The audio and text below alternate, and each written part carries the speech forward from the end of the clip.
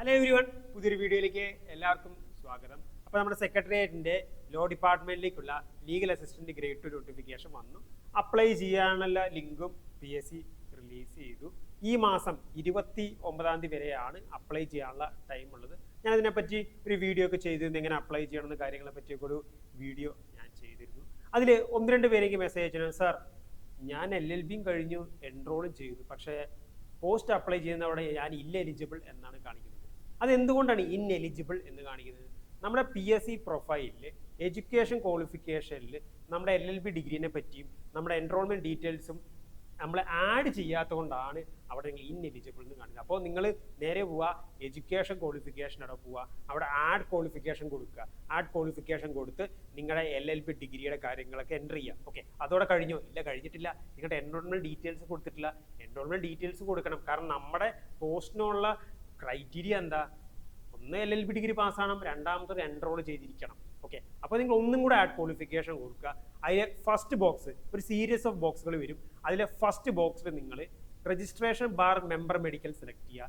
എന്നിട്ട് രണ്ടാമത്തെ ബോക്സ് എടുക്കുക, അതിൽ എൻറോൾ ആസ് ആൻ അഡ്വക്കേറ്റ് എന്ന് കൊടുക്കുക. എന്നിട്ട് അതിൽ തന്നെ മന്ത് ആൻഡ് ഇയർ എന്ന് കൊടുക്കുക. അവിടെ നിങ്ങളുടെ എൻറോൾ ചെയ്ത വർഷവും മാസവും കൊടുക്കുക. അതുപോലെ തന്നെ അതിൻ്റെ അടിയിൽ രജിസ്റ്റർ നമ്പർ, നിങ്ങളുടെ K നമ്പർ കൊടുക്കുക. അങ്ങനെ കൊടുത്ത് നമ്മൾ ചെയ്ത് കഴിഞ്ഞാൽ എന്ത് ചെയ്യാം? നിങ്ങൾക്ക് പോയി അപ്ലൈ ചെയ്ത് കറക്റ്റായിട്ട് എന്ത് ചെയ്യാം? കംപ്ലീറ്റ് ചെയ്യാം. അപ്പോൾ ഇത് നിങ്ങൾ എല്ലാവരും ശ്രദ്ധിക്കുക. പിന്നെ മറ്റ് കുറച്ച് പേര് 1-2 പേര് ചോദിക്കേണ്ടായി, സാർ ഈ എക്സാമിൻ്റെ സിലബസ് എന്താണ്, അതിനെപ്പറ്റി ഒരു വീഡിയോ ചെയ്യുമോ എന്നുള്ളതൊക്കെ ചോദിച്ചിട്ടുണ്ടായിരുന്നു. അപ്പോൾ നമ്മൾ ഈ ഒരു വീഡിയോയിൽ പ്രധാനമായിട്ട് നമ്മൾ അതാണ് ചെയ്യുന്നത്. ഏതൊക്കെ ഭാഗത്തുനിന്ന് പഠിക്കണം, അതായത് ലോ, അതുപോലെ തന്നെ ഇംഗ്ലീഷ് ഉണ്ട്, GK ഉണ്ട്, കറണ്ട് അഫയേഴ്സ്. അപ്പോൾ അതിൽ ഏതൊക്കെ കാര്യങ്ങൾ ഫോക്കസ് ചെയ്യണം. അപ്പോൾ ഈ ഒരു ലീഗൽ അസിസ്റ്റൻറ്റ് ഗ്രേഡ് 2ൻ്റെ സിലബസ്, എക്സാം സിലബസ് ആണ് നമ്മൾ ഈ ഒരു വീഡിയോയിൽ പ്രധാനമായിട്ട് നമ്മൾ അനലൈസ് ചെയ്യുന്നത്. അപ്പോൾ നമുക്ക് വീഡിയോയിലേക്ക് വരാം. അപ്പോൾ ഇതിൻ്റെ സിലബസ് എന്ന് പറയുന്നത്, ഇതിൻ്റെ സിലബസ് 3 പാർട്ടായിട്ട് തിരിക്കാൻ പറ്റുന്നുണ്ട്. ഓക്കെ, 3 പാർട്ടായിട്ട് ഇതിൻ്റെ സിലബസ് തിരിക്കാൻ പറ്റും. അതിൻ്റെ പാർട്ട് 1 എന്ന് പറയുന്നത് ലോയാണ്, കംപ്ലീറ്റ് ലീഗൽ കാര്യങ്ങളാണ്, 70 മാർക്കാണ് അതിൽ നിന്ന് വരുന്നത്. പാർട്ട് 2 എന്ന് പറയുന്നത് ഇംഗ്ലീഷാണ്, നിങ്ങൾക്ക് കാണാൻ പറ്റും, സ്ക്രീനിൽ കാണാൻ പറ്റും. പാർട്ട് 2 എന്ന് പറയുന്നത് ഇംഗ്ലീഷാണ്, അത് 20 മാർക്കാണ് ഇംഗ്ലീഷ് ഭാഗത്ത് നിന്ന് വരുന്നത്. പാർട്ട് 3 എന്ന് പറയുന്നത് GKയും കറണ്ട് അഫയേഴ്സും, അതിലെ ഫ്രീഡം മൂവ്മെൻറ്റും, അതുപോലെ തന്നെ കേരള റിലയൻസ്, കേരള നവോത്ഥാനം. അപ്പോൾ ഇത്രയും ഭാഗത്തുനിന്ന് നിങ്ങൾക്ക് ഏകദേശം 10 മാർക്ക്, അങ്ങനെ ടോട്ടൽ 100 മാർക്കിനാണ് ഈ പരീക്ഷ. ഇനി ഈ പാർട്ട് 1 ലോ എന്ന് പറയുന്നത് 10 മൊഡ്യൂളായിട്ട് എന്ത് ചെയ്യുന്നുണ്ട്? ഡിവൈഡ് ചെയ്തിട്ടുണ്ട്. അപ്പോൾ നമുക്ക് നോക്കാം. അപ്പോൾ ലോ പാർട്ട് 1 എന്ന് പറയുന്നത് ലോയാണ്. അതിലെ മൊഡ്യൂൾ 1 എന്ന് പറയുന്നത് jurisprudence, legal theory, principles of legislative drafting and interpretation. അതായത് പ്രധാനമായിട്ട് ജൂറിസ്പ്രുഡൻസും നമ്മൾ പിന്നെ പഠിക്കുന്ന ഇന്റർപ്രിട്ടേഷൻ ഓഫ് സ്റ്റാറ്റ്യൂട്ട്സും, അതാണ് പ്രധാനമായിട്ട് മൊഡ്യൂൾ 1 വരുന്നത്. ഓക്കെ, അപ്പോൾ മൊഡ്യൂൾ 1 നിന്ന് 10 മാർക്കാണ് വരുന്നത്. ഇനി മൊഡ്യൂൾ 2 എന്താ?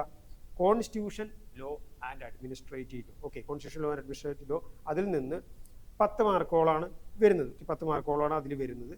പിന്നെ മൂന്നാമത്തെ മൊഡ്യൂൾ എന്ന് പറയുന്നത് എന്താണ്?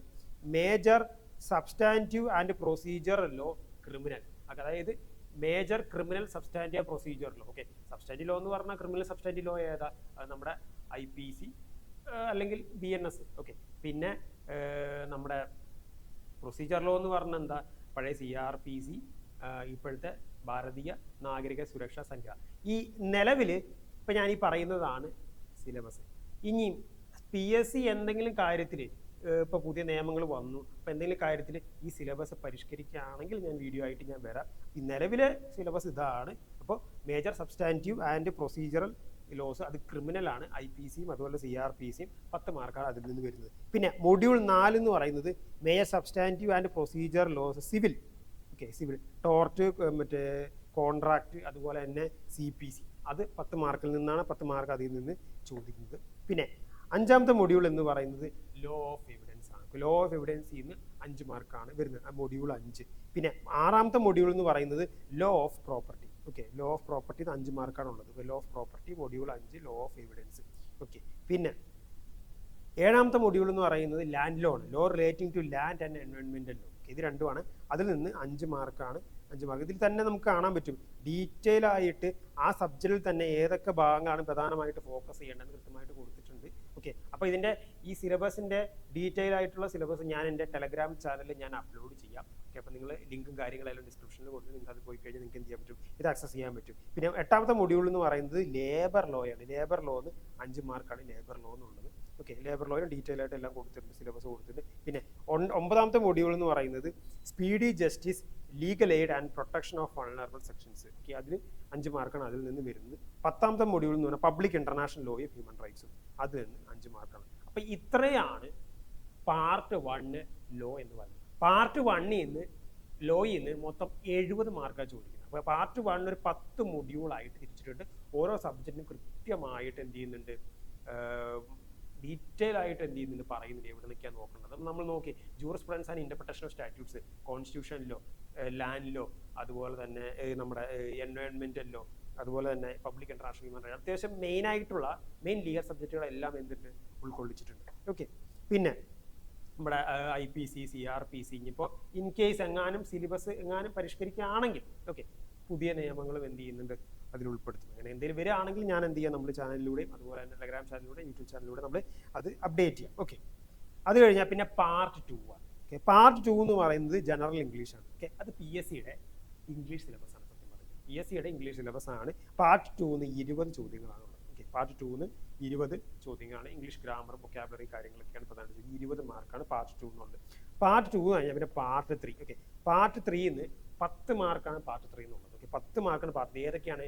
GK, കറണ്ട് അഫയേഴ്സ്, പിന്നെ റിനൈസൻസ് ഇൻ കേരള, അതായത് കേരള നവോത്ഥാനവും, പിന്നെ ഫ്രീഡം മൂവ്മെന്റ്. ഓക്കെ, ഇത്രയും കാര്യങ്ങളിൽ നിന്ന് 10 മാർക്കാണ് വരുന്നത്. പിന്നെ അതുപോലെ തന്നെ PSC നോട്ടിഫിക്കേഷനിൽ പറയുന്നുണ്ട് ഓക്കെ, ഈ സബ്ജക്റ്റ് അല്ലെങ്കിൽ ഈ ഒരു എക്സാം ആയിട്ടുള്ള പോസ്റ്റിലേക്ക് വേണ്ട ചോദ്യങ്ങൾ വേറെ ചോദിക്കാൻ സാധ്യതയുണ്ട്. May be not that topics detailed above questions from other topics prescribed for the education qualification of the post may also appear in the question paper. Okay, ഈ ഒരു പോസ്റ്റിന് വേണ്ട നോളജ് ബേസിസ് ഉള്ള വേറെ ചോദ്യങ്ങളും ചോദിക്കാം എന്നാണ് ഇതിൽ പറയുന്നത്.